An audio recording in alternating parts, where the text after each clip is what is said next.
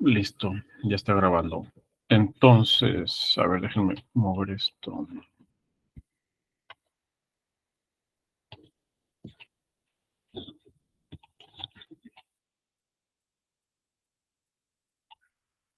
Ahora sí. Entonces, bueno, nomás para recapitular, ¿no?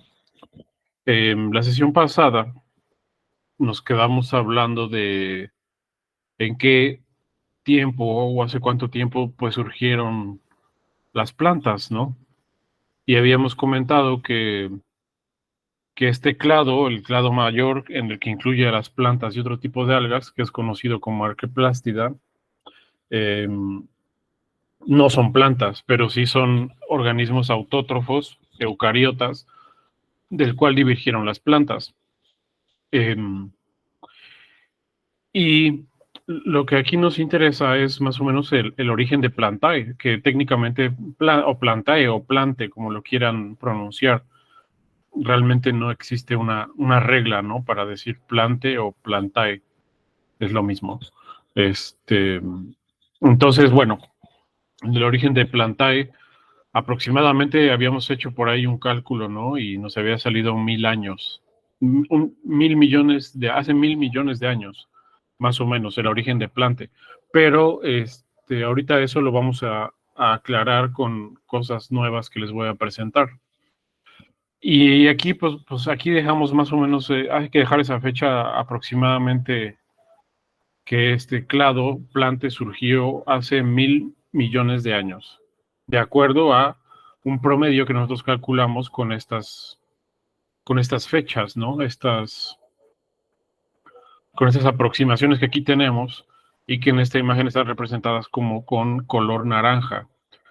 Aquí lo importante que también habíamos mencionado es que eh, hay mucha variación, en estas estimaciones.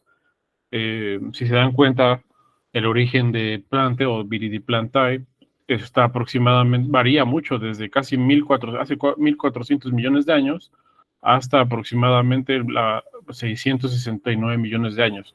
O sea, aquí tenemos casi 800 millones de años de variación en esa estimación, lo cual es una variación muy, muy alta porque, vamos a pensar, 800 millones de años de variación en esa estimación es demasiado. En 800 millones de años pudiera haber pasado una cantidad de eventos evolutivos inmensa, ¿no?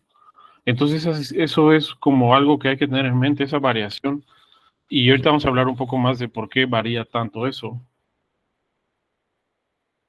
Y bueno, esto ahorita me lo voy a brincar porque ahorita lo voy a aclarar. Aquí nada más hablo de Streptophyta, que es uno de los clados que divergen de Viridiplantae.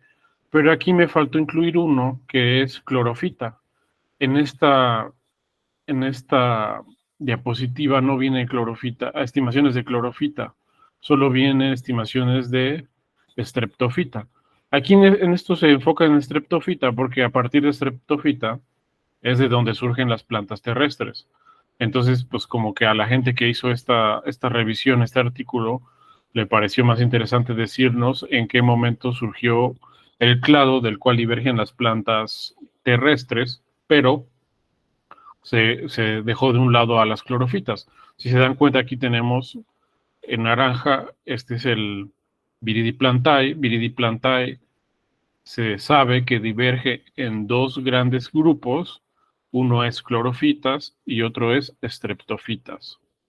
A partir de streptofitas es donde surgen embriofita y las algas carofitas, pero eso lo vamos a ver ahorita con calma. Ahorita lo importante es ubicar el tiempo en que surgió Viridiplantae y que a partir de Viridiplantae hay una divergencia de dos grandes grupos, literalmente ya de plantas, las clorofitas y las streptofitas. Y bueno, esto una vez más es para recapitular. Recordemos que todo esto es resultado de endosimbiosis. Si ustedes recuerdan de sus clases de protistas y algas, pues esa clase hablábamos mucho de endosimbiosis, pero la liga directa de las plantas con ese curso es la endosimbiosis primaria. En el curso de algas casi no hablamos de endosimbiosis primaria, nos enfocamos más en endosimbiosis secundaria, porque esos grupos de algas que surgen por endosimbiosis secundaria, que están aquí arriba de esta línea roja o a la derecha de esta línea verde, esos dos grupos de algas son realmente algas que no son consideradas plantas.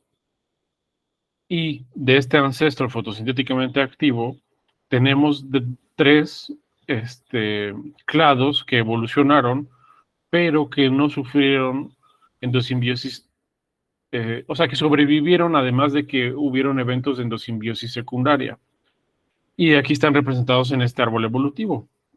Aquí tenemos Rhodophyta, que son estas algas de endosimbiosis primaria, Glaucophyta, que es otro grupo de algas que se dio origen de endosimbiosis primaria, y tenemos a Viridiplantae, que técnicamente son este de aquí representado por las algas verdes. Si se dan cuenta, yo ya mencioné que de Viridiplantae se dividen o divergen dos grandes grupos, Streptophyta y Chlorofita. Y la clase pasada me preguntaban, bueno, ¿y qué pasó con Prasinodermatophyta? ¿Este qué? Yo les decía, pues que era un grupo ahí medio raro.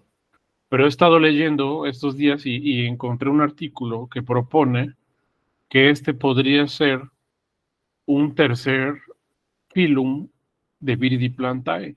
Pero eso lo vamos a discutir al final, ya cuando terminemos de hablar de Streptophyta y Chlorofita, discutiremos este tercer filum, que fue recientemente propuesto. Análisis moleculares indican que está dentro de Viridiplantae. Pero esto rompe un poco lo que se sabe de las plantas, porque por muchos años solo se tenía Streptophyta y Chlorofita. Y llegó alguien y empezó a hacer nuevos análisis y encontró que podría haber un tercer filum. Digo podría porque un artículo no es evidencia suficiente como para decir que es un tercer filum. Tendríamos que esperar a ver más investigación, más evidencia de lo que está sucediendo, a ver si realmente esto es un tercer filum. Podría ser, ¿no? Un tercer filum que tiene sus características y que está dentro de Viridiplantae. Y bueno, esto es parte todavía de lo que quería yo enseñarles la clase pasada, que hablamos de que cuando surgieron estos grupos autótrofos ocurrieron tres eventos principales, por aquí los tengo mencionados. Aquí está, ¿no? Tenemos que, bueno, estos son organismos descendientes de endosimbiosis primaria, y desde el origen de estos organismos autótrofos, el planeta cambió para siempre, ya que aumentó la entrada de energía a la biosfera y esto modificó la atmósfera. Recordemos que la fotosíntesis es la conversión de energía solar a energía química. Entonces, cuando empezaron a surgir nuevos grupos de algas o nuevos grupos de organismos que eran capaces de convertir la energía solar en energía química, para empezar, empezaron a consumir más carbono, dióxido de carbono, y empezaron a liberar a la atmósfera una mayor cantidad de oxígeno. Esto llevó a que no solamente cambiara la atmósfera, sino que también cambiaran la dieta o la cantidad de recursos disponibles en un ecosistema. Si pasamos de tener solo organismos eucariotas que se alimentaban de fagocitosis entre ellas mismas, pasamos a obtener o que aparezca en un ecosistema un nuevo tipo de recurso, que es el recurso autótrofo, o es decir, la energía química que viene del sol. Eso es un evento muy importante en la vida y ahorita vamos a resumir y mostrar con unas gráficas cómo ocurrieron esos cambios geoclimáticos, sí, son geoclimáticos. Bueno, con el surgimiento de Arqueplástida tenemos el origen de tres clados, ¿no? Que es Rhodophyta, Glaucophyta y Viridiplantae. Pero además tenemos el origen de otros eucariotas autótrofos, porque de Arqueplástida, que son los de endosimbiosis primaria, también surgen los eucariotas autótrofos de endosimbiosis secundaria.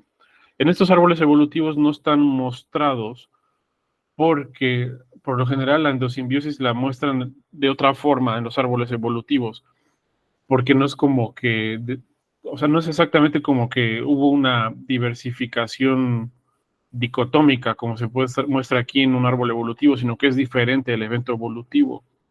Entonces aquí no están mostrados, pero aquí en algún punto de estas algas verdes y de estas algas rojas ocurrió un evento de endosimbiosis secundaria y surgieron las algas secundarias. Entonces no solamente hubo un boom de vida autótrofa que viene de algas rojas y algas verdes y glaucofitas, sino también todas las algas secundarias. Esto llevó a una alta producción de oxígeno. Y como se ve aquí en esta gráfica, fíjense nada más en la línea blanca, digo, en la parte blanca. Aquí tenemos los niveles de la presión de oxígeno en la atmósfera. Y si nos vamos, por ejemplo, al paleoproterozoico, hace 2.000 millones de años, esos niveles de presión de oxígeno en la atmósfera eran muy bajos. Fíjense cómo están muy cerca al 0.1, o sea, había muy poco oxígeno. Y si vemos cómo avanza en el tiempo la presión de oxígeno del atmosférico, vemos que incluso hay puntos donde esta presión disminuye mucho a tal grado que el oxígeno es un elemento raro en la atmósfera durante mucho tiempo. Aquí en azul es el origen de Arqueplástida. Si se dan cuenta, en el origen de Arqueplástida, como que no se notan en estas estimaciones muchos cambios en los niveles de oxígeno.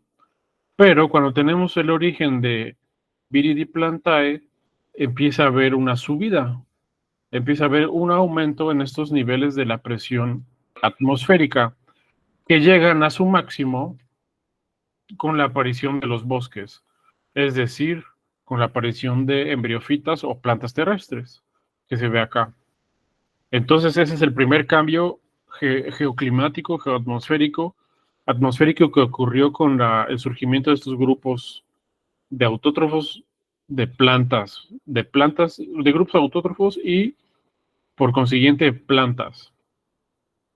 Ahora, hubo un mayor consumo y captura de dióxido de carbono, porque uno de los elementos que se utilizan en la fotosíntesis es el CO2. Y también aquí vemos que cuando surge Viridiplantae, esos niveles de captura de carbono, o sea, los organismos capturan carbono. Es por eso que ahorita estamos como en el cambio climático, ¿no? Porque eliminamos árboles a lo menso, tumbamos árboles, pero todos esos árboles es carbono que está acumulado en materia viva. Entonces, todo ese carbono se está liberando a la atmósfera. Todo ese carbono, en el momento que surge Viridiplantae, todo ese carbono se fue capturando y se fue convirtiendo en vida. Eso es lo que se le llama como biomasa, lo convierten en biomasa. Y vemos que a partir de que surge Viridiplantae, igualmente la cantidad de consumo y captura de CO2 en el planeta aumentó mucho. Mucho carbono llevó a que se absorbiera y se convirtiera en biomasa, es decir, se convirtiera en vida. ¿Pero eso qué implica? Si nos ponemos ahorita en un contexto de cambio climático, que de repente empieza a bajar el CO2 mucho, ¿qué pasó en la Tierra en ese momento? ¿Podrían llegar a pensar qué pudo haber pasado cuando hubo un consumo masivo de CO2 repentino? ¿Qué creen que pasó con la Tierra en ese momento? ¿Se les ocurre algo? Se enfrió. Sí, ¿alguien más piensa lo mismo? La Tierra se enfrió. Claro, sí, eso fue lo que pasó. La Tierra se enfrió. O sea, la Tierra era más caliente y entonces por todo ese CO2. Ahorita la Tierra se está volviendo más caliente por lo mismo, porque hay mucho CO2 que se está siendo liberado. Bueno, no solo CO2, pero principalmente CO2. Entonces la Tierra se enfrió y eso es algo importante que tenemos que tener ahorita en mente para lo que sigue de esta sesión. Este gran consumo de CO2 y un enfriamiento del planeta. Y otro cambio geoclimático que ocurrió es la transformación de energía solar en energía química. Es decir, que se empezó a acumular la biomasa y empezó a haber una mayor cantidad de recursos disponibles, recursos derivados de energía solar. Hoy en día esas medidas, eso se puede medir como qué tanta materia viva que proviene de plantas o de organismos fotosintéticamente activos existe en un sitio y se mide con la productividad primaria o en inglés es Net Primary Productivity. Nosotros podemos encontrar mapas de eso, de sitios en la Tierra donde hay una mayor productividad primaria. Por lo general, la mayor productividad primaria la encontramos cerca del Ecuador, que es donde tenemos pues, los mayores bosques y selvas tropicales del mundo, porque hay una gran cantidad de plantas convirtiendo energía solar en energía química. Y es una medida muy interesante y que se usa mucho y tiene que ver con procesos evolutivos, con procesos de diversificación y con muchas cosas. La productividad primaria es una propiedad de los ecosistemas muy importante. Y lo que aquí se observa en esta gráfica es cómo, cuando surgió Viridi plantae, la cantidad de productividad primaria o la cantidad de energía que se empezó a acumular en los ecosistemas aumentó. Fíjense que en el mar era más alta. ¿Por qué? Porque teníamos aquí cianobacterias marinas. Pero en la Tierra no había organismos autótrofos. Estos surgieron cuando Viridiplantae evolucionó y surgieron los diferentes grupos de algas de los cuales descienden del ancestro de Viridiplantae. Entonces aquí también nos indica que con el surgimiento de Viridiplantae comenzó la conquista de los ambientes terrestres. Empezó a haber vida terrestre. Antes todo era vida marina. Eso también es algo importante que tenemos que tomar en cuenta. ¿Sí queda claro?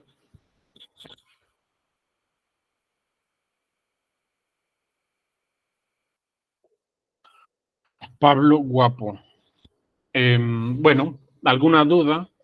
¿Algún comentario?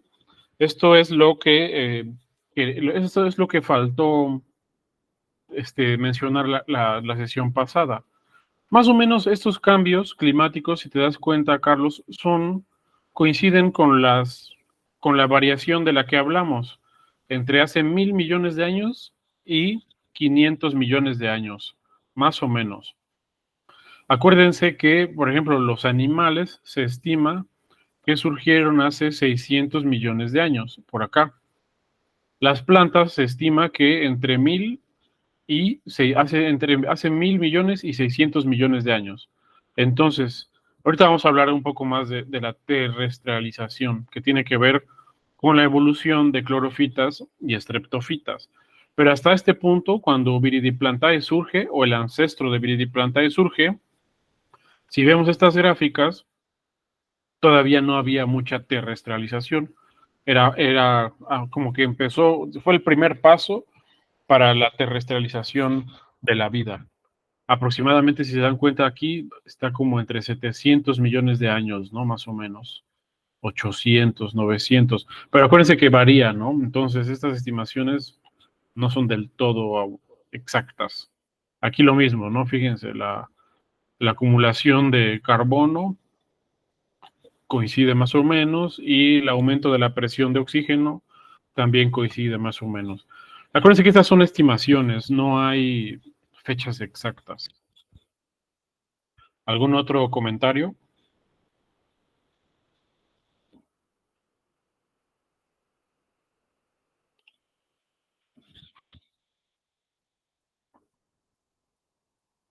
¿No?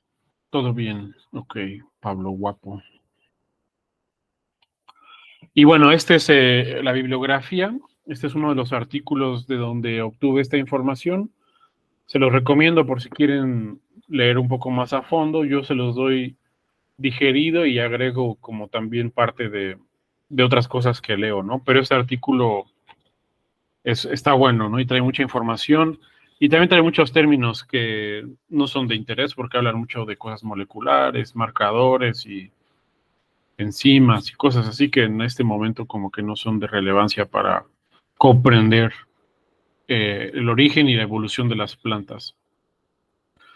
Y bueno, ahora sí, vamos a empezar con la sesión 2 de este como pequeño curso de botánica. Déjenme rápido, voy al baño, no tardo, y comenzamos.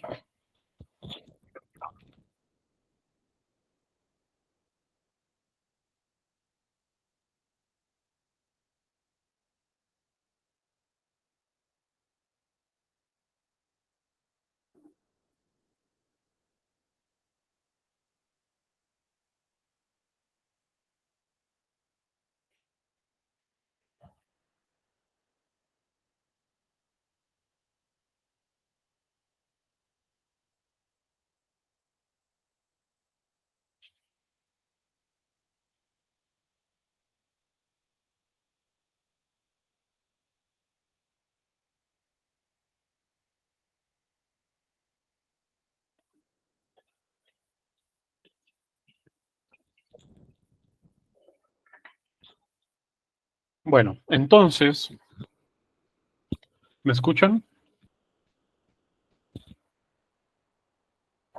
Sí, profe. Ok. Eh, entonces, bueno, ahorita ya hicimos un rápido resumen, ¿no? De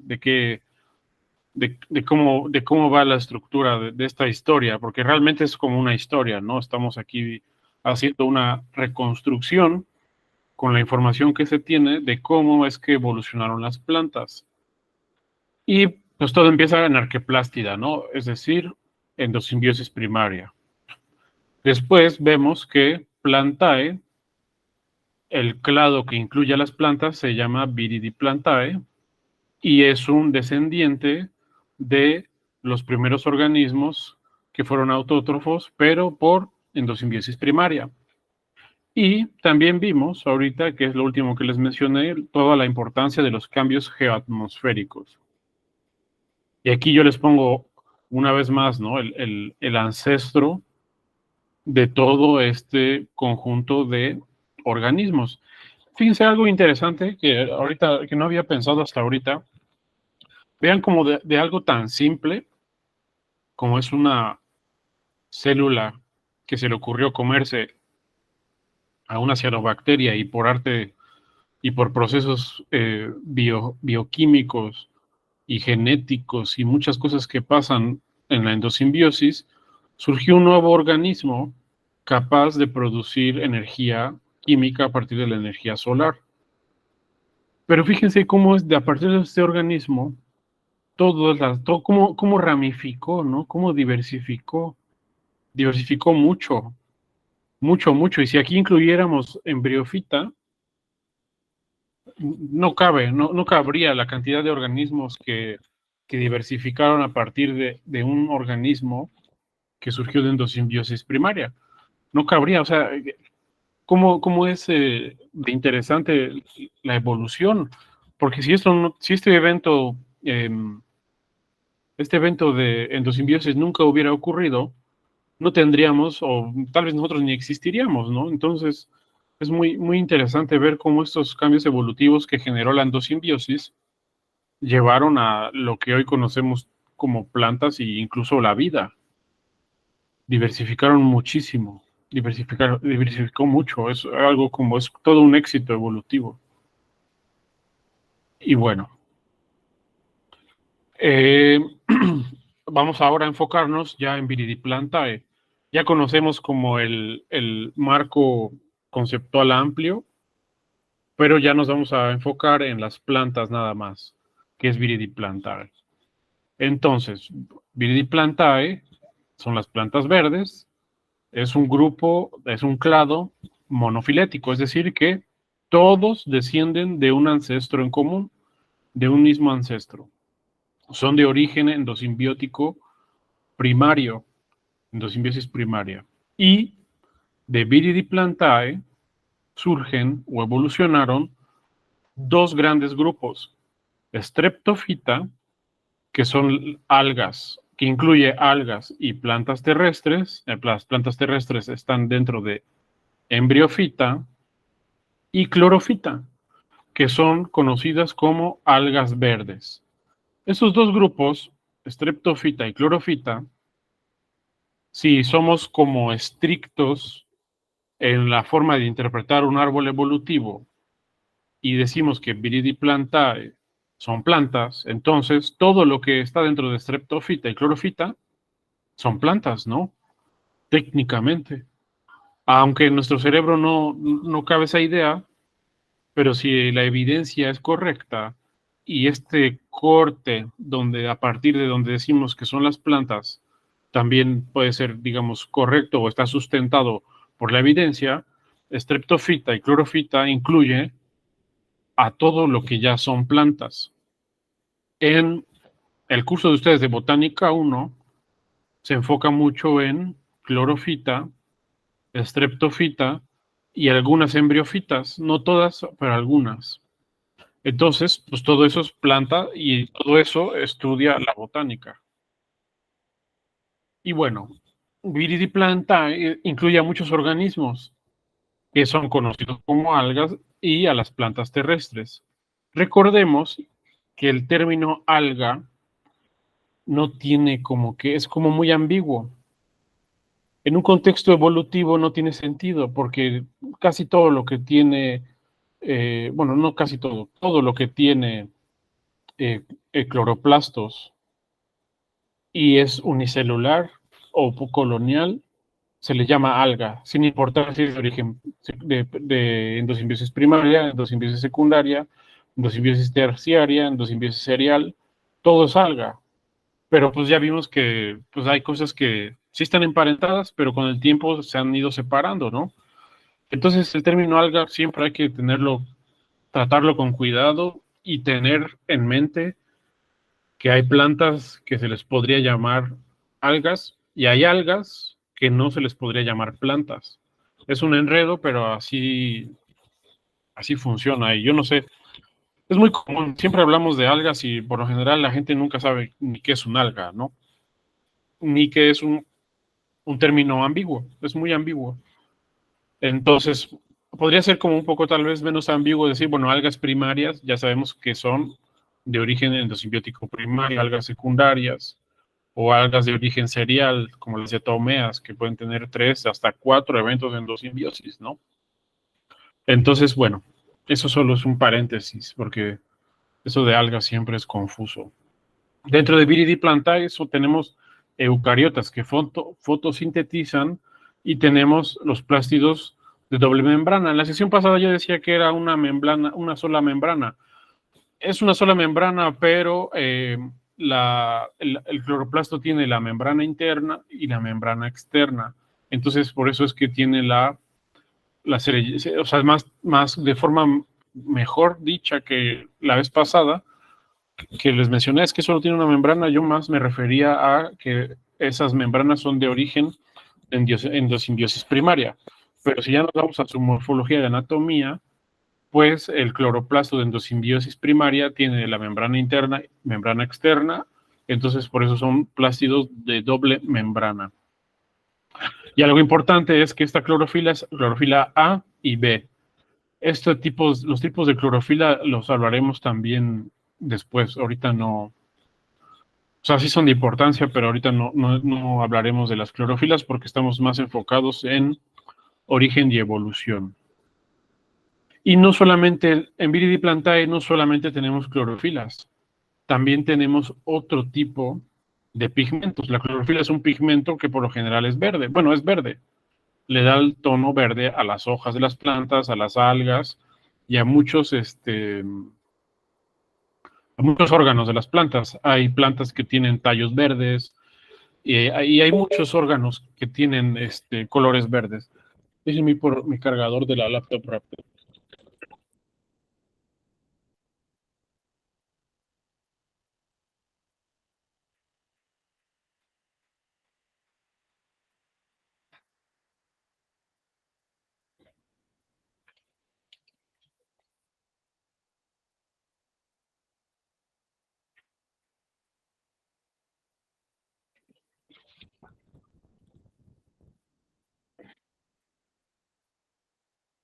Em, ya,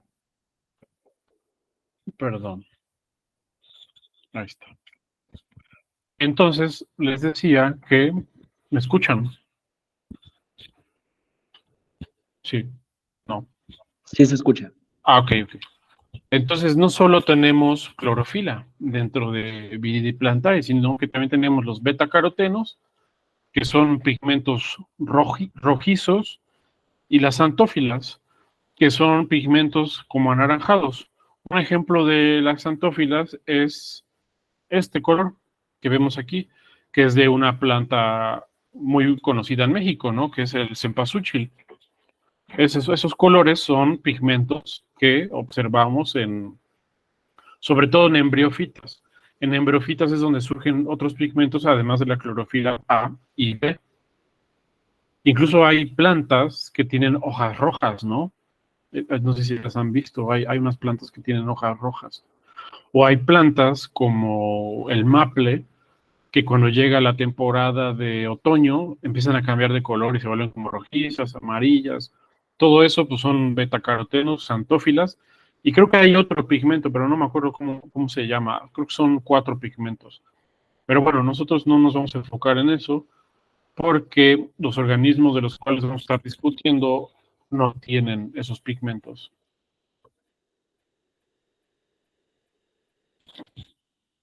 Y bueno, regresamos a este árbol evolutivo, donde vemos toda la variación o todo este, todas estas hipótesis o propuestas de cuándo surgieron las plantas. Habíamos hablado nosotros que haciendo una división y una suma entre todas estas estimaciones, más o menos surgieron hace 1.000 millones de años.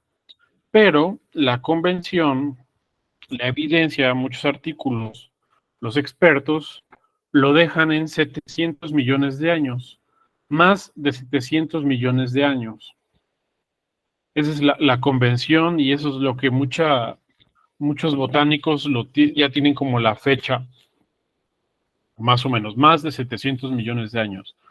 Pueden ser 750, 720, 800, pero como que no se atreven a decir que es menor este número, sino que podría ser mayor a 700 millones de años el momento en que Viridiplanthae, el que surgió el ancestro de Viridiplanthae, ¿no? Que está indicado aquí en naranja. Entonces nos vamos ahora a quedar con este número, 700 millones de años. Una vez más, yo insisto mucho en esto. Creo que es muy importante tener en mente el rol de la endosimbiosis en la evolución de estos organismos, porque esto también, como les decía, nos liga a otras como áreas de la biología, como es lo que vimos en algas y protistas, porque como que también le da como a esta historia es como una continuación, ¿no? En el curso de algas y protistas nos quedamos hasta endosimbiosis serial y qué son los protozoarios y demás, y esto es como que es lo que nos liga a eso y a partir de donde la historia continúa, porque esto es como la historia de la vida, ¿no? Estamos aquí haciendo como una recapitulación de la historia de la vida. Empezamos en el curso de algas y protistas técnicamente hablando de procariontes y ahora ya estamos hablando de eucariontes autótrofos y procesos evolutivos a nivel celular. Recordemos que pues las cianobacterias son lo que dio origen a los plástidos o cloroplastos. Entonces, eh, A partir de este ancestro de las plantas que surgió por endosimbiosis primaria, surgieron tres grupos: las algas rojas, las rhodofitas y las algas verdes, que se dividen en glaucofita y viridiplantae. Viridiplantae, o el ancestro de Viridiplantae, el primer organismo que podría ser considerado como Viridiplantae, a partir del cual divergieron Streptofita y clorofita, se estima que existió hace unos 700 millones de años. A partir de ese tiempo es que pudo haber existido, pues se pudo haber dado esta divergencia en Streptofita y clorofita. O sea, hace 700 millones de años, el ancestro de las plantas evolucionó en dos grandes grupos. Clorofita, un ejemplo de clorofita muy famoso es Volvox. Ustedes seguramente lo han visto en laboratorio. Es un alga, pero es una alga clorofita, que está dentro de la clase Chlorophyllaceae. Y tenemos también a Streptofita, que que les puse aquí es un alga carófita. Pero si se dan cuenta, parece ya más como planta. No es una planta vascular, no es una planta terrestre, pero asemeja mucho a lo que nuestra mente es una planta, digamos, vascular. Esta es una planta, sí lo es, porque está dentro de Viridiplantae, pero es más como, o sea, dentro de nuestra mente lo que es una alga, esto podría coincidir más, pero sabemos que evolutivamente son plantas. Esta es una carófita. Y estos, pues más o menos son como, estos son ejemplos, ¿no? De clorofita y de streptofita. La principal diferencia entre estos dos grupos, clorofita y streptofita, es el hábitat en el que viven y su fotorrespiración. Ahorita vamos a hablar un poco de fotorrespiración. Bueno, ¿qué es la fotorrespiración? A grandes rasgos es un proceso que ocurre en las plantas. Lo voy a leer porque es un poco enredado, especialmente en condiciones de alta temperatura y en presencia de luz intensa, donde el dióxido de carbono se une a una molécula, es la ribulosa 1,5-bifosfato, que en lugar de unirse a la ribulosa 1,5-bifosfato para entrar en el ciclo de... O sea, aquí lo que sucede es un proceso de respiración. La respiración por lo general sucede en la mitocondria, pero también las plantas tienen otros procesos que se llama fotorrespiración, que no se confunda con fotosíntesis. Es diferente la fotosíntesis a la fotorrespiración. Y es un proceso que, al ser dependiente de luz, compite con los metabolismos de la fotosíntesis. Es decir, es un metabolismo que gasta energía, que sirve para que la planta respire, pero es un proceso que al mismo tiempo está compitiendo por recursos de la misma planta con la fotosíntesis. Entonces, al competir con la fotosíntesis, es un proceso que lleva a un gran gasto energético de la planta. Y la fotorrespiración por lo general ocurre cuando las plantas están bajo mucho estrés, ¿cómo se llama? Calor, de mucho calor, por ejemplo, los cactus o las plantas que están todo el tiempo bajo el sol, tienen que recurrir a veces a la fotorrespiración para no abrir sus estomas y perder agua, por ejemplo. Pero bueno, lo que divide a clorofita y a streptofita, o lo que los hace como únicas, son sus procesos de fotorrespiración. Las clorofitas tienen todo un metabolismo y las streptofitas tienen todo otro metabolismo de fotorrespiración. Aquí las clorofitas utilizan, dice, una glicolato deshidrogenasa mitocondrial para hacer la oxidación del glicolazo. ¿Qué es eso? Quién sabe. Pero lo que resulta de aquí es que es un proceso que ahorra energía. Es un proceso de fotorrespiración que ahorra energía. ¿Sí? Aquí lo vemos, clorofita, aquí tenemos el cloroplasto y vemos cómo la fotorrespiración ocurre en cloroplasto y mitocondria. Y Eso es un proceso como que ahorra energía para que la planta pueda respirar. Y la estreptofita, si se dan cuenta en este esquema, aumenta como un paso en la fotorrespiración. No solo ocurre en el cloroplasto y en la mitocondria, sino que también tenemos que otro organelo, los perixosomas, están involucrados en la fotorrespiración. Aquí dice, la estreptofita utiliza un glicolato peroximalosoxidasa que produce peróxido de hidrógeno que se convierte en agua y oxígeno por una catalasa peroxomal. Quién sabe qué es eso, pero lo que se resume es que las estreptofitas son capaces de tener altas tasas metabólicas, es decir, pueden gastar mucha energía y respirar mucho, ¿no? Y las clorofitas como que ahorran energía y en su respiración es como más tranquila. Y aquí en estos esquemas lo que se ve en rojo son como las diferencias, otro tipo, son diferencias en lo que se produce en esos procesos de fotorrespiración. Pero lo importante es que las clorofitas tienen un metabolismo que se centra en ahorrar energía y las estreptofitas tienen un metabolismo al contrario, que está enfocado en tener metabolismos rápidos, metabolismos muy eficientes que gastan mucha energía. Entonces son dos metabolismos muy diferentes. En clorofita tenemos el ahorro de energía, en estreptofita altas tasas metabólicas. Y esa es una de las principales diferencias entre clorofita y estreptofita. Esta diferencia es lo que divide a estos dos grandes clados. Es decir, que este metabolismo, estas diferentes rutas metabólicas, evolucionaron o surgieron en el momento que estos grupos surgieron. O sea, cuando de un ancestro en común, en clorofita y estreptofita, hubo un cambio metabólico, es cuando divergieron.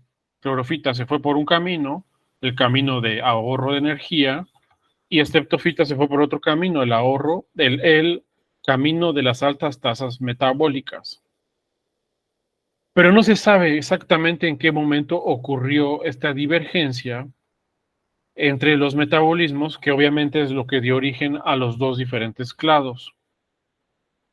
Más o menos, lo repito, esto sucedió hace 700 millones de años, cuando los niveles de oxígeno aún eran bajos. Y bueno, vamos ahora a ver esta misma historia o aumentar esta historia usando un árbol evolutivo. Aquí, en este árbol evolutivo, vemos aquí endosimbiosis primaria. Aquí se ve, ¿no? Que sucedió, se cree, este primer evento hace 1800 millones de años. Es decir, hace 1800 millones de años surge el clado Arqueplástida, ¿no? Que aquí empieza en esta línea. Después, aquí vemos como varias líneas.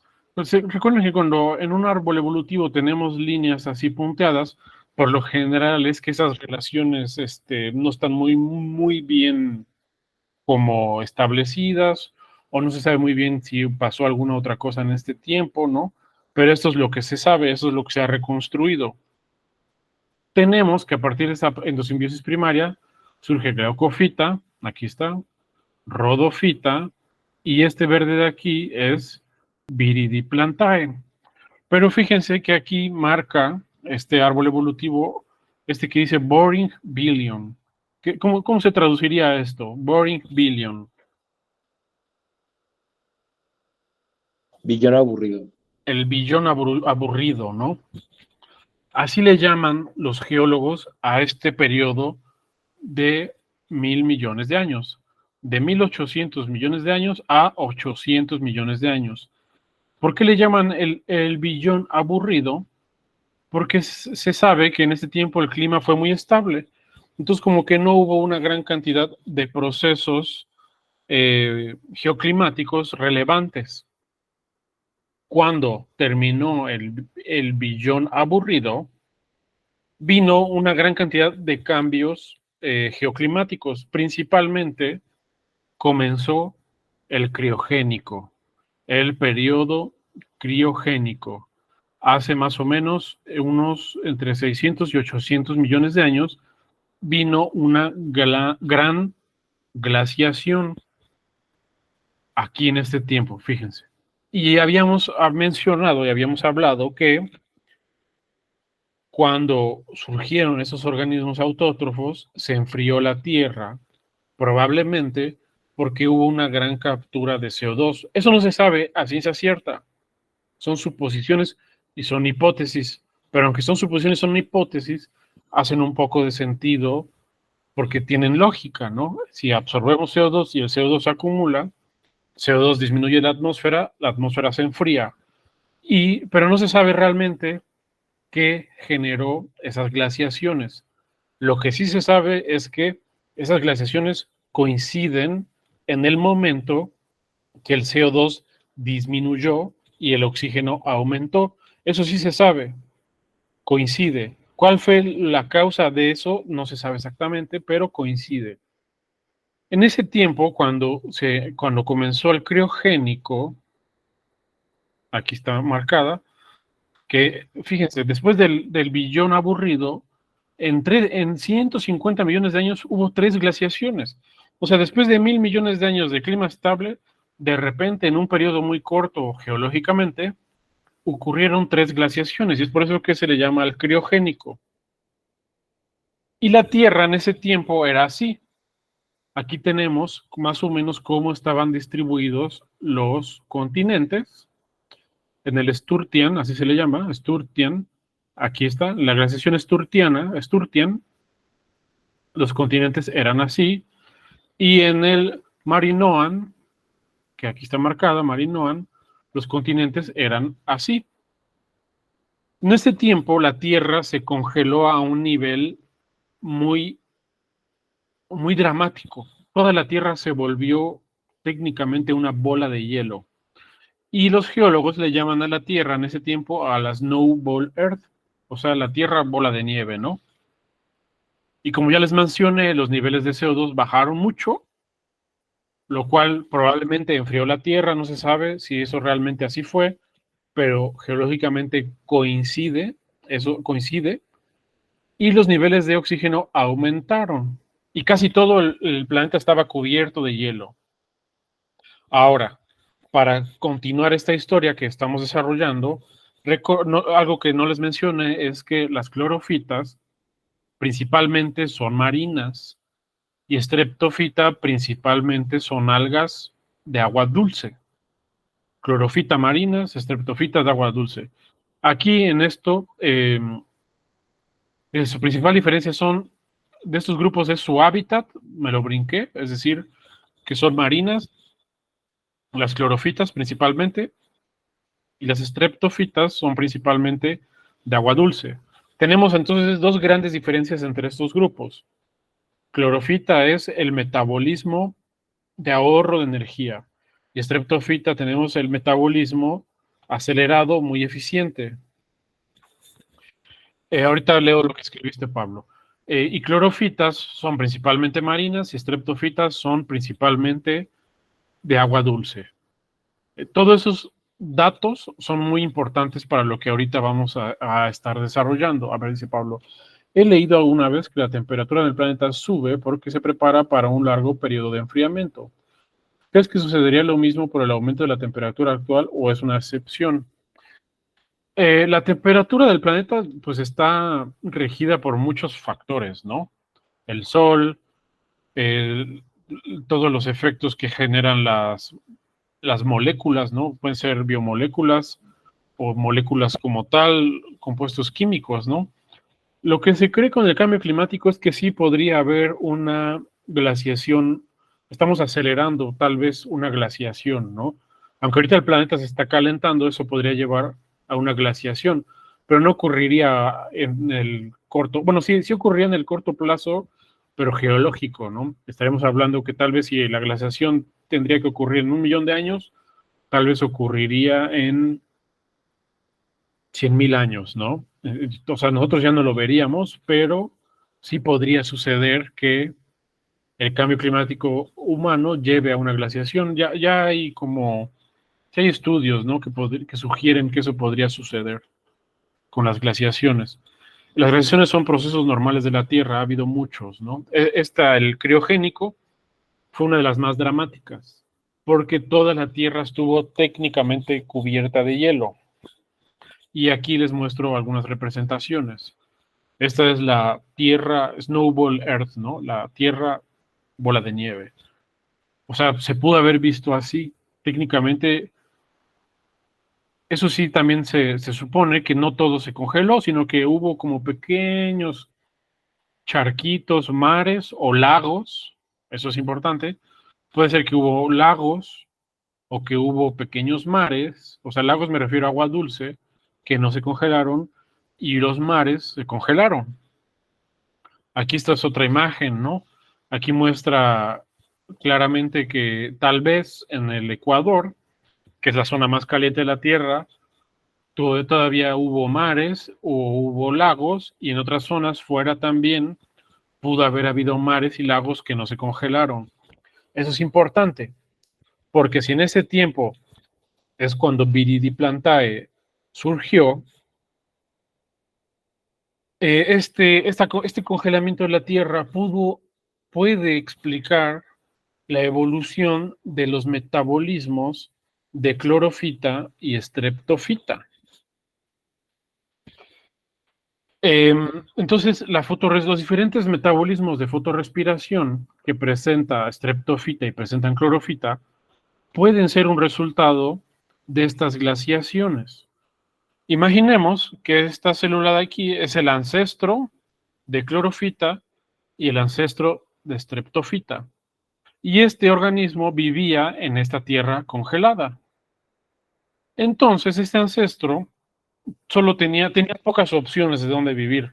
Pudo haber vivido en el mar, congelado, o pudo haber vivido en pequeñas charcas de agua dulce, donde pues no estaba como tan limitado. Porque si este ancestro vivía en el mar, probablemente vivía debajo del hielo, donde la luz era escasa, entonces ahí pudo haber evolucionado un metabolismo de ahorro de energía.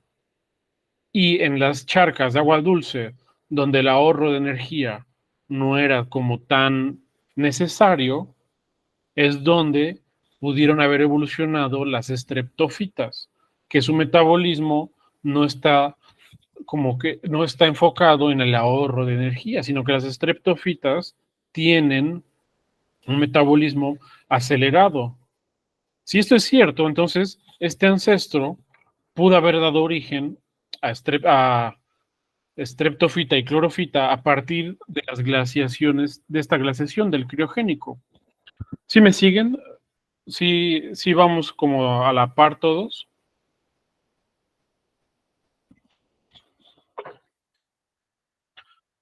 ¿Sí? ¿Les parece interesante? Sí, ¿no? Es muy, muy interesante, ¿no? Cómo reconstruimos historias evolutivas a partir del metabolismo de un organismo, ¿no? Entonces, la idea, la hipótesis, no se sabe, es esa, que el ancestro de Viridi Plantae, cuando se congeló la Tierra, vivió en este pequeño gradiente de ambientes. Tenía pocas opciones, o vivir en el mar congelado o vivir en lagunas no congeladas. Los organismos que vivieron en el mar congelado, suena como lógico que hayan evolucionado un metabolismo de ahorro de energía, lo cual dio origen a clorofita. Y ahora recordemos que clorofita es principalmente marina.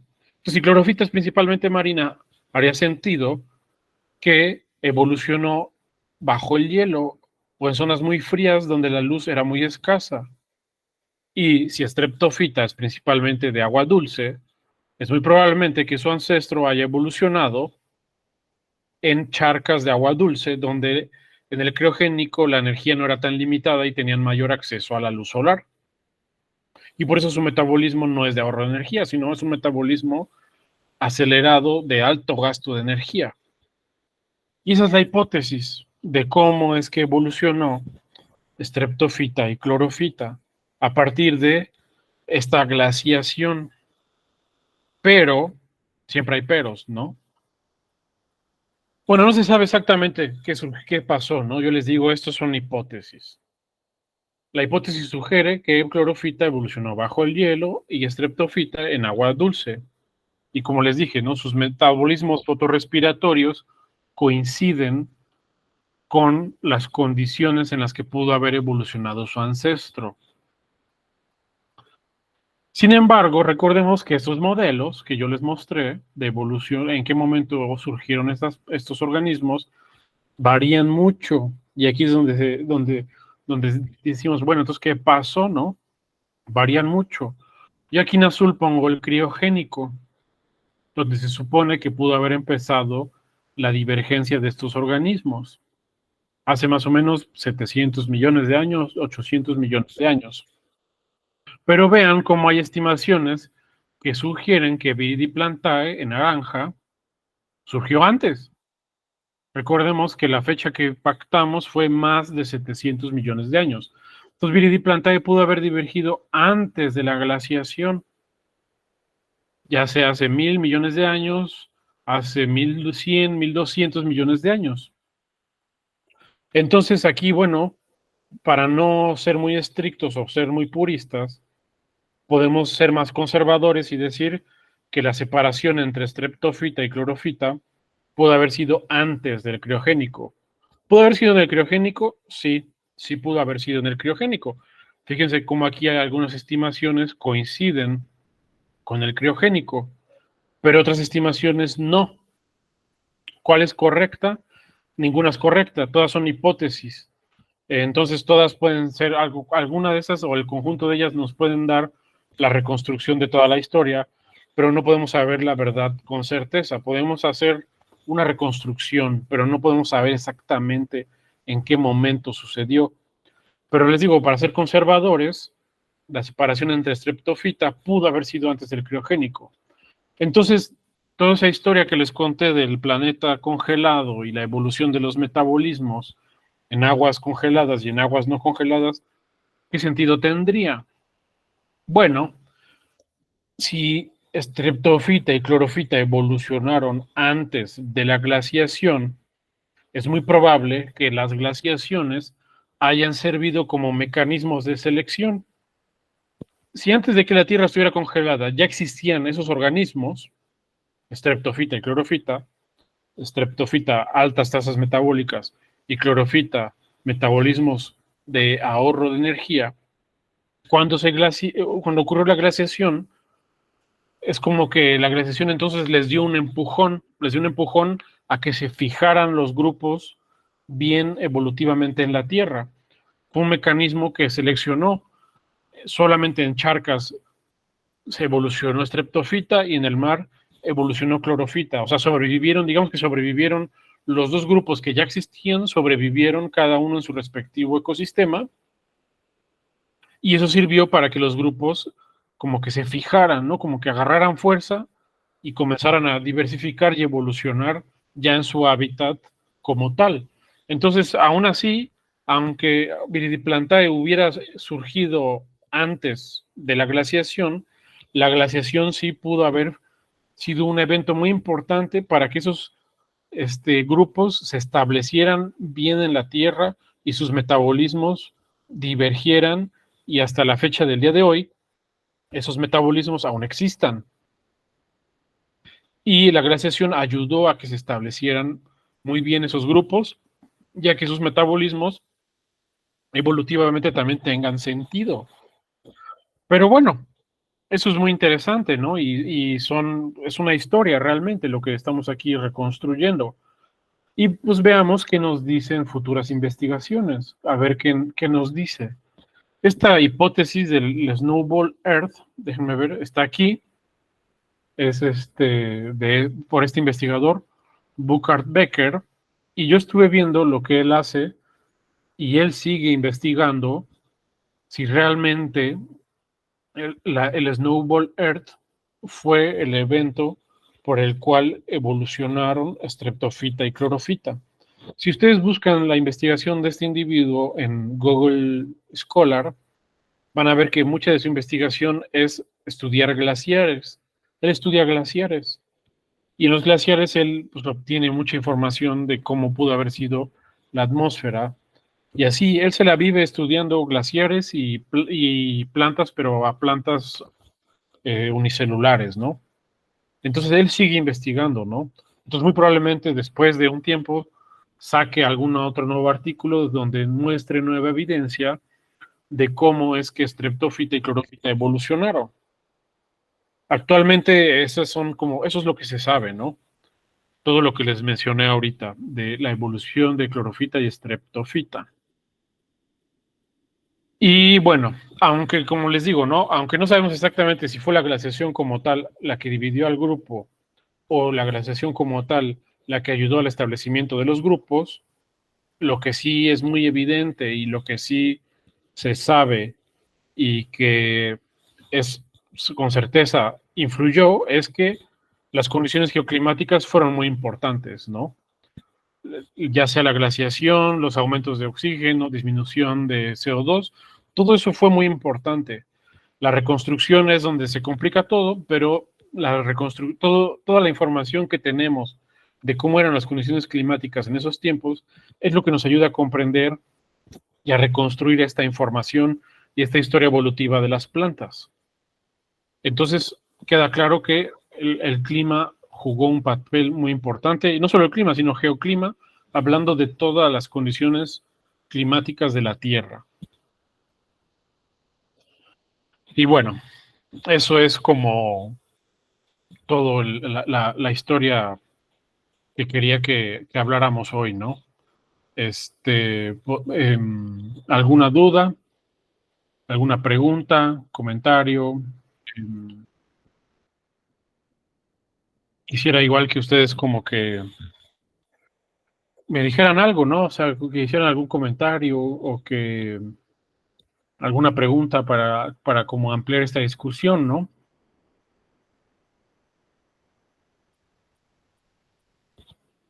Pues está muy interesante, se me hace muy interesante cómo los cambios geológicos pueden afectar de esa forma la evolución de los organismos. Está muy cool. Sí, justo sí, ¿no? O sea, ustedes hubieran imaginado eso, ¿no? Porque vemos las plantas, pero cuando nos ponemos a pensar en su historia evolutiva, no imaginamos eso. Para empezar, algo que a mí me gusta es como ponernos en contexto, ¿no? Porque si yo les digo, la glaciación, pues como que no entramos en un contexto, ¿no? Pero si ya mostramos cómo era la Tierra hace tiempo, el contexto como que empieza a hacer más sentido en nuestra cabeza.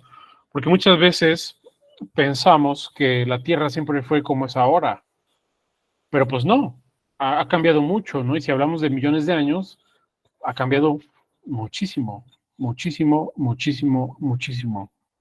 Entonces, pues todo es importante. Y no solamente, y algo que también es importante es que el clima de la Tierra es influenciado por los seres vivos, no como otros planetas, donde el clima no depende de los organismos. El clima depende más de otros procesos geológicos, pero en la Tierra los organismos influyen en el clima. En este caso, como les digo, no sabemos exactamente si fueron los organismos, pero coincide que disminuya el CO2, que la Tierra se enfríe, con el surgimiento de organismos autótrofos. Esos cambios coinciden con la vida. Entonces, ahí es algo que tenemos que también tener claro. La Tierra está muy influenciada por las plantas y por la vida. Dice Dariana, ¿los cambios climáticos cómo afectan directamente en el desarrollo y evolución de las especies? Claro, sí, los cambios climáticos son súper importantes para la evolución y desarrollo de las especies. Súper importantes. Es fascinante. Además, el cómo las mismas plantas enfriaron la Tierra y ese enfriamiento llevó a la especiación. Claro, es por eso pues es el planeta, le llamamos biosfera, ¿no? No es como que, pues, o sea, el planeta es una biosfera. Y nosotros mismos, como humanos, alteramos el clima, ¿no? Contaminando, destruyendo árboles y todo eso. Nosotros mismos, la propia vida, se sigue alterando el clima de la Tierra. O sea, es un hecho, ¿no? Que eso sucede. En otros planetas eso no ocurre. Por ejemplo, en Marte, la NASA encuentra a veces fluctuaciones en metano y otros organismos, ¿no? Entonces la NASA por eso piensa que puede haber vida en Marte, porque de repente encuentran fluctuaciones de metano. Y solo en cuanto a geología, solamente sabemos que los organismos vivos, por ejemplo, producen metano. Entonces, ¿por qué en Marte hay fluctuaciones de metano? Eso es muy interesante. Sí, en muchos planetas hay bioindicadores. Sobre todo hablamos de, de productos orgánicos, ¿no? O sea, a base de carbono. El metano es a base de carbono, el CH4. Y sí, en muchos planetas, lunas y así hay muchos, digamos, biomoléculas o moléculas producidas por la vida. Hay muchas explicaciones, ¿no? El metano no solo surge de la vida, hay otras rutas químicas que podrían llevar a la producción de metano, pero fluctuaciones de algo así es lo que sugiere, por ejemplo, a la NASA que tal vez en Marte haya vida, tal vez, ¿no? O hubo vida. Y aquí en la Tierra, pues es muy evidente. Y igual, por ejemplo, las sondas espaciales que se dedican a la exploración espacial, para encontrar como planetas parecidos a la Tierra, creo que usan como un espectrogramas, algo así, espectrofotografía, algo así se les llama, que lo que hacen es que con base en imágenes inducen o deducen la composición atmosférica de un planeta. Entonces, no sé exactamente cómo funciona, más o menos es así como, pues ese como que brilla medio morado. Sabemos que un planeta que tiene tal vez mucho magnesio o mucho, no sé, plomo podría brillar morado, ¿no? Algo así funciona. Entonces así es como más o menos la NASA ubica exoplanetas, usando bioindicadores o detectando más o menos de qué está compuesta la atmósfera o cosas así, ¿no? Es muy interesante. Y bueno, ahorita no estamos hablando mucho de ecología, ¿no? Pero en ecología se sabe que el clima es súper importante para la vida, ¿no? Y hablar de que el clima influencia la vida y la vida influencia el clima, ya estamos entrando en ecología, porque la ecología, mucho de lo que estudia es eso, las relaciones entre la biosfera y la vida. ¿Qué explica, por ejemplo, uno de los patrones ecológicos más grandes de la Tierra es la diversidad? Mayor diversidad en el centro de la Tierra, en el Ecuador, y menor diversidad hacia afuera del Ecuador. ¿Qué explica que haya más vida en el Ecuador? La temperatura y también la estabilidad climática. ¿Por qué? Porque la estabilidad climática permite no solamente que sobrevivan los organismos, sino que se acumulen. Si diversificas, te acumulas en un lugar donde el clima no varía mucho. Y la temperatura tiene que ver con la acumulación de biomasa, la productividad primaria. Todo eso es ecología. Y todo eso son relaciones entre clima y organismos, ¿no? Entonces, la ecología tiene mucho que ver con esas relaciones entre el clima y la vida. Dice Carlos, revisan el reflejo del espectro electromagnético y leen los sectores que son absorbidos y los que rebotan. Sí, sí, algo así es, exacto. Y bueno, ¿algún otro comentario? ¿Alguna otra duda?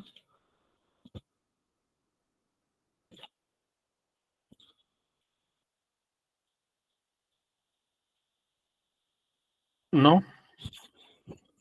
Bueno, a ver, a mí me quedó muy claro. Sí. Dariana, ¿te quedó claro? Sí, profe. ¿Estás sola o estás acompañada? No, aquí estamos los cuatro. Ah, ok. Carlos, Vale y Pablo. Ilse, si quieren escriban, no importa.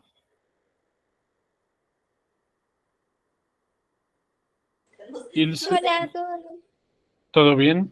Ahí está Ivonne también, ¿no? Sí, y Dani. Ahí ya las escuché. ¿Quién más está por ahí? Pablo, Valeria, Santiago. ¿Todo eso claro? Porque ahora vamos a avanzar un poco más, ¿no? Eh, ahora sí. Ahora vamos ya tenemos como una imagen, un mapa, un hilo histórico de cómo evolucionaron las plantas, ¿no? Entonces, ahora ya podemos adentrarnos y dejar de lado este árbol evolutivo, ¿no? El que ya les mostré varias veces. Bueno, puede ser este, ¿no? Este árbol evolutivo, ya conocemos toda esta historia, desde la endosimbiosis primaria hasta la diversificación de clorofita y streptofita. Y ahora vamos a hacer un zoom. Vamos a hacer un zoom en Viridiplantae y ver cómo está dividido Viridiplantae. Y aquí tenemos, ¿no? AGF es Ancestral Green Flagellate. ¿Qué les dice eso? Ancestral Green Flagellate. ¿Qué indica eso?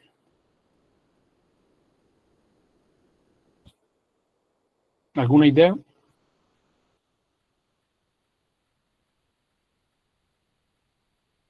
Un ancestro fotosintético y flagelado, exactamente. Un ancestro en común flagelado. Hasta ahora no habíamos hablado de eso, ¿no? Pero, si se dan cuenta, en estos esquemas del ancestro de las plantas tenemos una célula flagelada, tiene flagelos. No lo habíamos mencionado, pero desde aquí ya es evidente que el ancestro de las plantas probablemente fue un ancestro flagelado. Hoy en día no tenemos fósiles de ese ancestro flagelado, pero como hoy en día tenemos descendientes de ese ancestro con flagelos, suponemos que el flagelo era una característica de su ancestro. Y también sabemos que el flagelo es un organelo que surgió a la par de la endosimbiosis. No se sabe exactamente si el flagelo es producto de endosimbiosis. Lo que sí sabemos es que el flagelo surgió más o menos a la par que la endosimbiosis. Entonces el flagelo es un carácter ancestral y el observar el flagelo en grupos actuales de algas clorofitas, sobre todo clorofitas, nos indica que su ancestro muy probablemente era una alga flagelada. Entonces, eso es algo que hasta ahora no habíamos mencionado, que el ancestro de Viridiplantae, sí, el organismo del cual divergen clorofita y streptofita, o el clado Viridiplantae, era un flagelado. Y en este esquema, ya como que es más, aquí se muestra con más detalle los procesos de endosimbiosis primaria y de endosimbiosis secundaria. Este AGF es resultado de endosimbiosis primaria. Y si se dan cuenta, aquí hay una Y, o sea, hubo divergencia. Esa divergencia, una va hacia streptofita, que ya vimos o hablamos un poco de su origen, y del otro lado vemos clorofita. Entonces aquí está esta divergencia entre clorofita y streptofita. Y aquí hay unas flechas, que nos indican los momentos en que ocurrió endosimbiosis secundaria. Por lo que se ve, si se dan cuenta, la endosimbiosis secundaria fue un evento que ocurrió en algas clorofitas. Entonces, aquí fíjense, en Urbopiace, que es este clado de aquí de clorofitas, tenemos una flecha que indica un evento de endosimbiosis secundaria que da origen a las clorarachnofitas. Y aquí en piraminodales, tenemos otra flecha que indica otro evento de endosimbiosis secundaria. Recordemos que los eventos de endosimbiosis secundaria por lo general fueron independientes. Un evento de endosimbiosis secundaria dio origen a las clorarachnofitas y un evento de endosimbiosis secundaria diferente dio origen a las euglenofitas. Y algo que aquí observamos es que justamente la endosimbiosis secundaria se dio del lado de las clorofitas. Del lado de las estreptofitas no tenemos hasta ahora evidencia de que haya ocurrido eventos de endosimbiosis secundaria.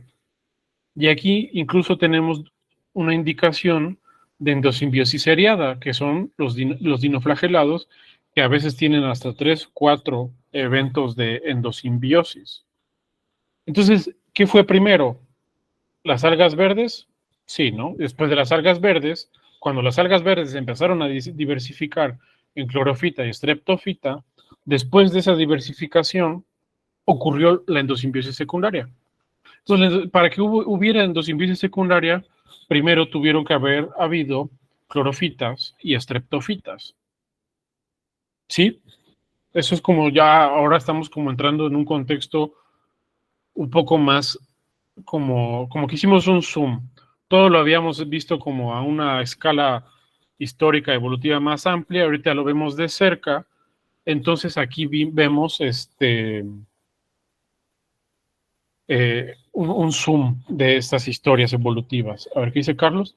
¿Es posible que su metabolismo no acelerado influyera en que nunca hubiera endosimbiosis secundaria en streptofita?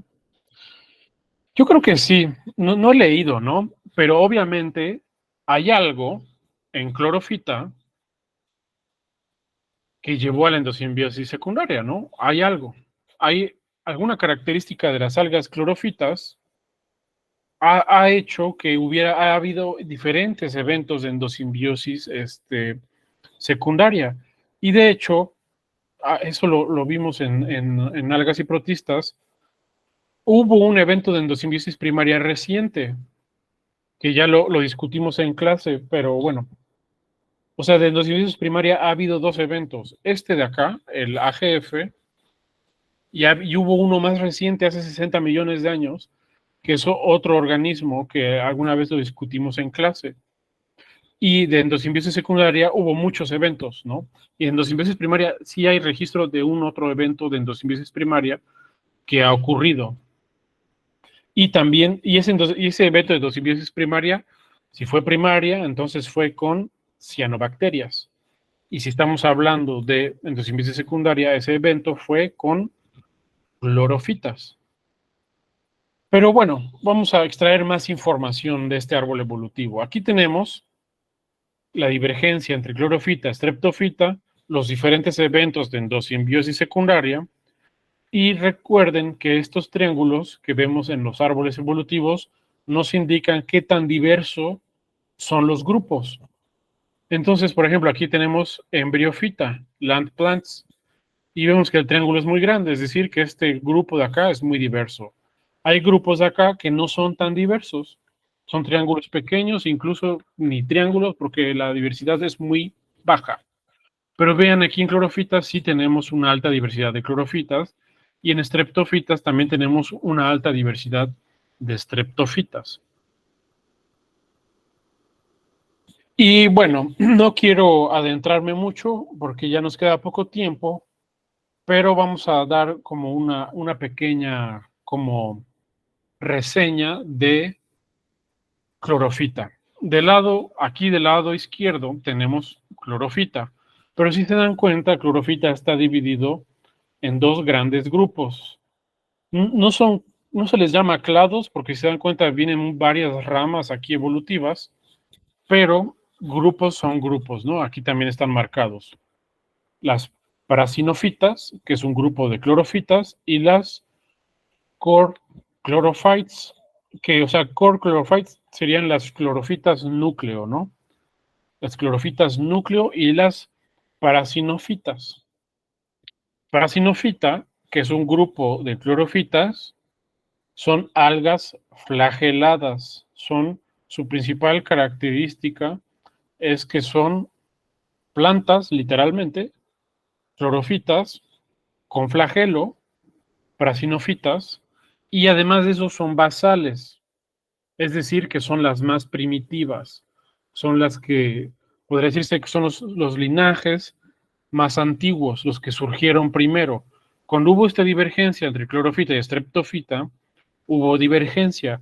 La divergencia más temprana dio origen a las prasinofitas, que aún conservan el flagelo de su ancestro y son las más ancestrales, las más antiguas. Y después tenemos a las clorofitas núcleo, core clorofita, que si se dan cuenta ya solamente, creo que un grupo del núcleo de las clorofitas tiene flagelo y el resto ya no tiene flagelo. Y esos son. Entonces, si se dan cuenta, ya estamos avanzando, vamos como adentrándonos, ¿no? Esta clase hicimos una rápida recapitulación desde Arqueplástida, pero rápidamente pasamos de Arqueplástida a ya estar dentro de clorofita. Entonces, técnicamente ya avanzamos bastante en la historia evolutiva. Ya explicamos el origen y la evolución de Viridiplantae y ya explicamos el origen y la evolución de clorofita y streptofita. Entonces, ahora vamos a adentrarnos en las particularidades ya de clorofita y después nos adentraremos en las particularidades de streptofita. En las próximas sesiones no voy a enfocarme mucho en las diferentes clases, porque recuerden que muchas veces se vuelve como información es como aburrido, ¿no? A nosotros no nos interesa mucho saber cuáles son las características de picnococase, no nos interesa. Nos interesa saber a grandes rasgos las características del grupo. Pero si yo hago una sesión hablando de las características de cada uno de estos grupos, esto se va a volver un poco aburrido. Entonces no voy a enfocarme mucho en eso. Voy a enfocarme más en cosas de ecología y evolución de estos grupos y hablaremos de algunas particularidades y obviamente de las clasificaciones principales sí daremos características porque son de interés evolutivo y ecológico, pero no me adentraré mucho en decir, bueno, este grupo tiene doble membrana y esa doble membrana, no hablaremos de eso, no nos centraremos mucho en eso, ¿no? También para que esto no sea como muy monótono, porque a veces esas clases que se enfocan mucho en dar características de cada grupo, para mí siento que didácticamente no son interesantes porque es información muy como repetitiva y nos interesa más saber como a grandes rasgos cosas evolutivas y ecológicas de los grupos que son más interesantes y que en general es lo que se nos queda en el cerebro. Ahorita en el cerebro yo creo que a lo que a ustedes se les ha ido quedando es que las plantas vienen de endosimbiosis, ¿no? Y de endosimbiosis ocurrieron eventos evolutivos que dan origen a las plantas y que hay plantas que son unicelulares que pueden ser llamadas algas, ¿no? Eso es más importante saberlo, a saber las características de cada grupo, porque al final cuando ustedes ya sean biólogos pueden agarrar un libro y de ese libro ver esa información, ¿no? No está mal agarrar un libro y ver la información, pero conocer la historia evolutiva y eso es un poco más como difícil entender y también el objetivo de esto es saber qué es una planta, ¿no?